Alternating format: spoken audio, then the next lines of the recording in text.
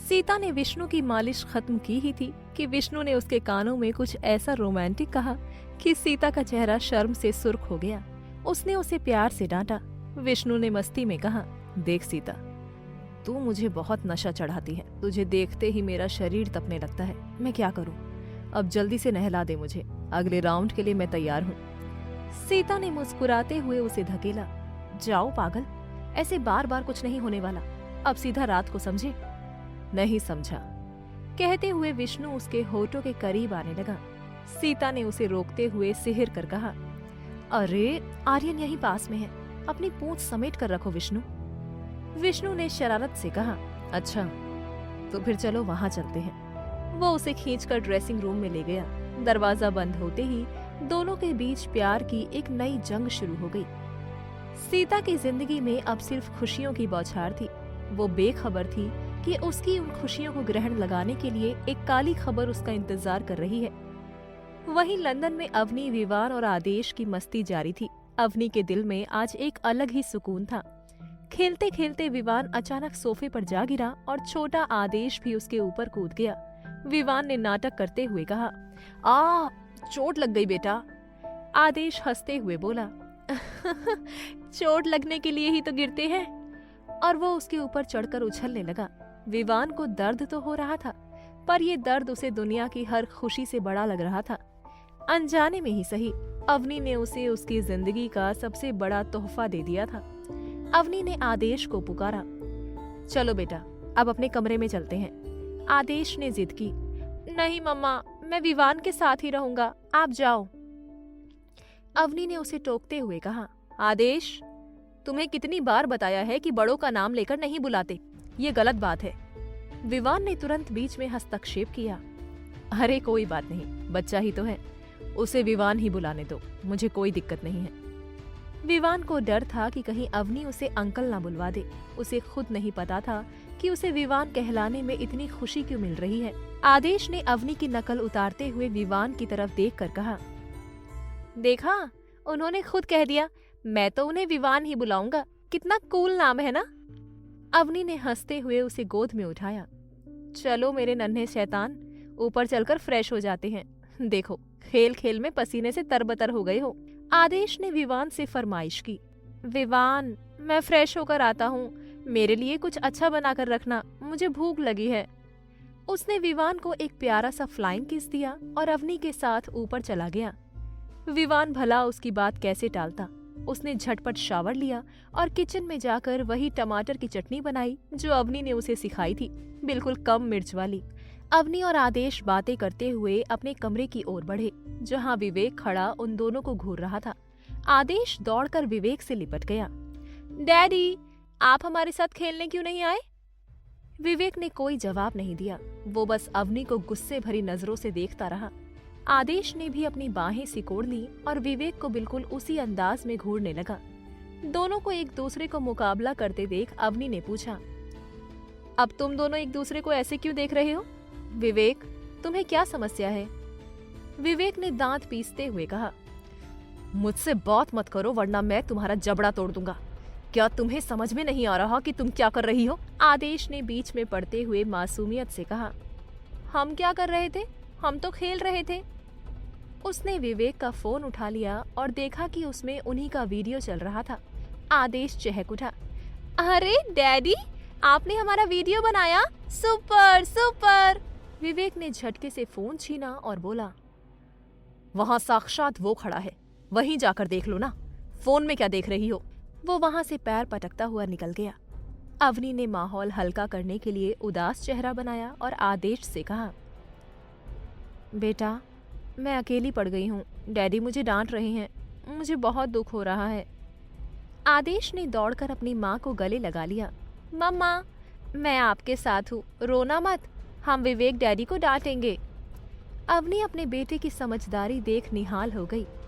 विवान अवनी को बताने आया था कि वो जा रहा है। विवेक ने दरवाजा खुला छोड़ा था, इसलिए विवान ने माँ बेटे के उस खूबसूरत पल को देख लिया। उसने चुपके से अपने फोन में उनका वीडियो बना लिया और एक तस्वीर खींचकर उसे अपना वॉलपेपर बना लिया। उसे खुद समझ नहीं आ रहा था कि वो ऐसा क्यों कर रहा है, पर उसे बहुत अच्छा लग रहा था। विवान ने आवाज दी, मैडम, अवनी ने चिढ़कर कहा। क्या है विवान, मुझे इरिटेट करने के लिए ही मैडम बुला रहे हो ना? विवान मुस्कुराया। अरे, आप तो बड़ी जल्दी पकड़ लेती हैं, काफी अक्लमंद हैं आप। अवनी ने उसे अनसुना करते हुए कहा। जल्दी तैयार हो जाओ विवान, हमें ऑफिस निकलना है। विवान ने सोचा कि जब यहाँ तक आ ही गया है तो सब कुछ साफ करके ही जाएगा। वो भी ऑफिस जाने के लिए तैयार होने लगा।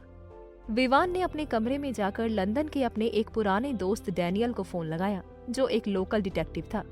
डैनियल ने फोन उठाते ही कहा, अरे विवान, क्या बात है, सरप्राइज दिया तुमने? विवान ने कड़क आवाज में कहा, इसीलिए फोन किया है।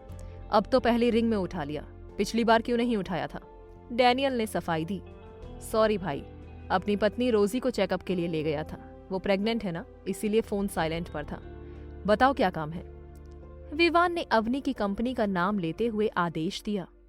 मुझे इस कंपनी की पूरी जानकारी चाहिए।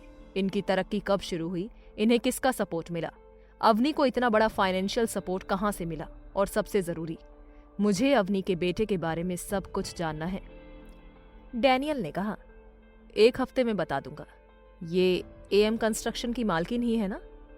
विवान ने पूछा। हाँ वही। क्या तुम उन्हें जानते हो? डैनियल ने कहा, क्यों नहीं, यहाँ ये कंपनी काफी मशहूर है, मैं पता लगाता हूँ। विवान ने उसे धमकाते हुए कहा, मुझे 1 हफ्ता नहीं, सिर्फ 2 दिन चाहिए। 2 दिन के अंदर पूरी रिपोर्ट मेरी टेबल पर होनी चाहिए, वरना तुम जानते हो मैं क्या कर सकता हूँ। डैनियल पसीने पसीने हो गया। विवान ने सोचा एक बार फिर विघ्नेश को फोन किया जाए। विघ्नेश फिर से फोन को सिर्फ देख रहा था, पर इससे पहले कि वो फोन काटता, आर्यन ने लपक कर फोन उठा लिया। आर्यन ने चहकते हुए कहा, हेलो विवान अंकल, कैसे हैं आप? ठीक से पहुंच गए ना? विघ्नेश सन्न रह गया। उसने आर्यन को घूरते हुए सोचा, इस मच्छर को मैं कैसे भूल गया। विवान ने दूसरी तरफ से झुंझला कर कहा, तू मेरे भाई का बेटा है ना, तूने फोन क्यों उठाया? आर्यन ने मजे लेते हुए कहा, वो क्या है ना अंकल, हमारे विघ्नेश अंकल को समझ नहीं आ रहा था कि फोन कैसे उठाते हैं, बस उसे देख रहे थे, इसीलिए मैंने उठा लिया। इतना कहकर आर्यन वहां से भाग गया और विघ्नेश ने मजबूरी में फोन कान से लगाया। विवान ने विघ्नेश को गंदी गंदी गालियां देना और डांटना शुरू कर दिया। विघ्नेश ने बात काटते हुए कहा, बस कर भाई, लिस्ट बहुत लंबी हो गई है, अब बता फोन क्यों किया? विवान ने चिल्लाकर पूछा, मेरा फोन क्यों नहीं उठा रहा था? विघ्नेश ने बहाना बनाया, मैं क्यों उठाऊं तेरा फोन, तू बता कर गया था क्या? विवान ने उसकी चालाकी पकड़ ली और कहा, विघ्नेश, इस बार मैं वापस आया तो गोली सीधे सीने में उतारूंगा, याद रखना, नन्ही अनन्या अनाथ हो जाएगी। विघ्नेश सहम गया, पर उसने खुद को संभालते हुए कहा, अब समस्या क्या है? मेरा मन नहीं था बात करने का, इसीलिए नहीं उठाया, बस। विवान ने आखिरी चेतावनी दी, तू यहाँ नहीं है इसीलिए इतनी हिम्मत दिखा रहा है, तू जो भी कर रहा है मुझे फर्क नहीं पड़ता, पर 2 दिन के अंदर तूने जो भी इंफॉर्मेशन जमा की है वो लेकर यहाँ लंदन पहुंच, या फिर रिपोर्ट मेरी मेज पर भेज। अगर 2 दिन में रिपोर्ट नहीं मिली तो तू इस दुनिया में नहीं रहेगा, याद रखना। विवान ने फोन पटक दिया।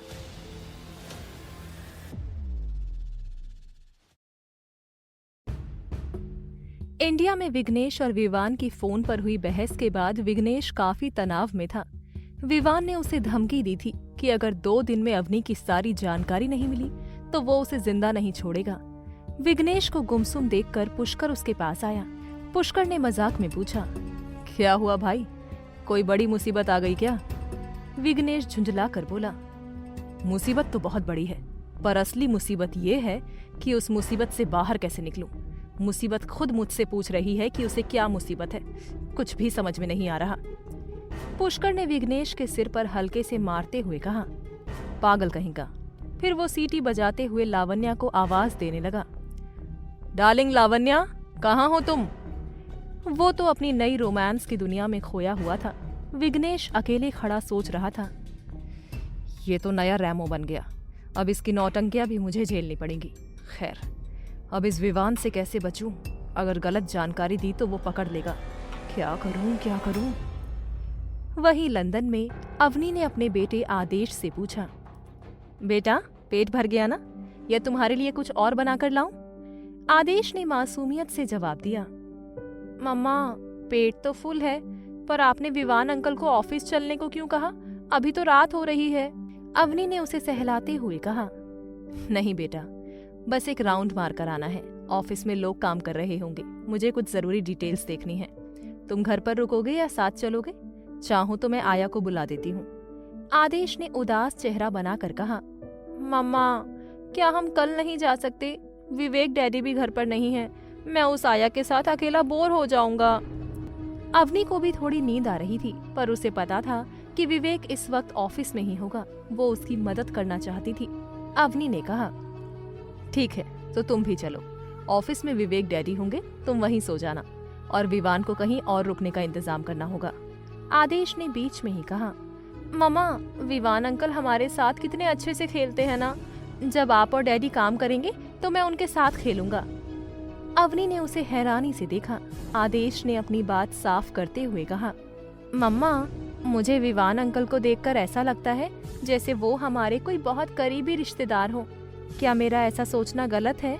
क्या मुझे उनके करीब नहीं जाना चाहिए? अवनी सन्न रह गई।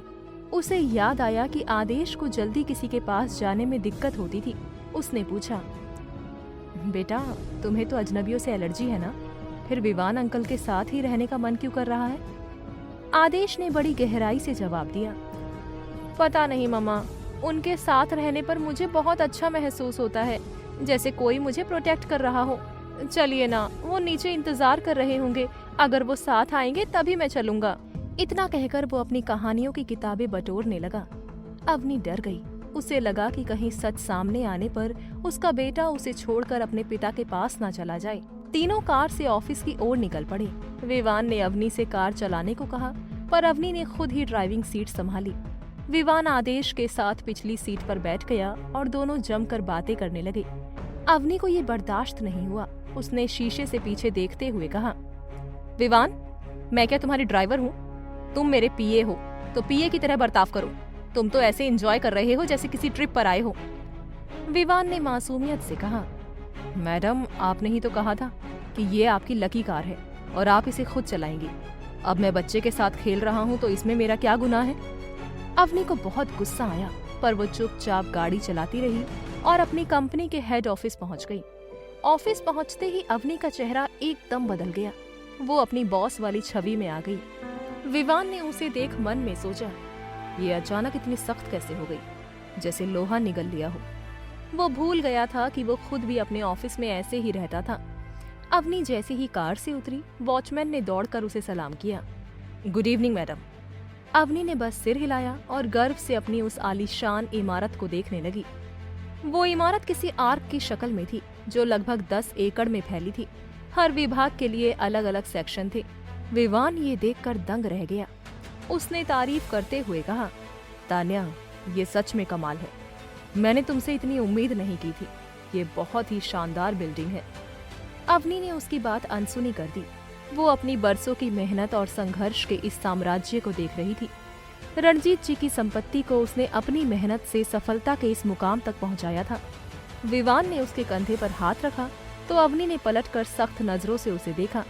विवान को एक पल के लिए लगा जैसे वो खुद को आईने में देख रहा हो। वहाँ मौजूद कर्मचारी अवनी को सम्मान दे रहे थे।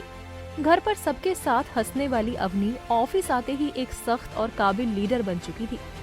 अवनी ने विवान की आंखों में आंखें डालकर पूछा, क्यों विवान, क्या मेरी कंपनी तुम्हारी कंपनी से बड़ी है?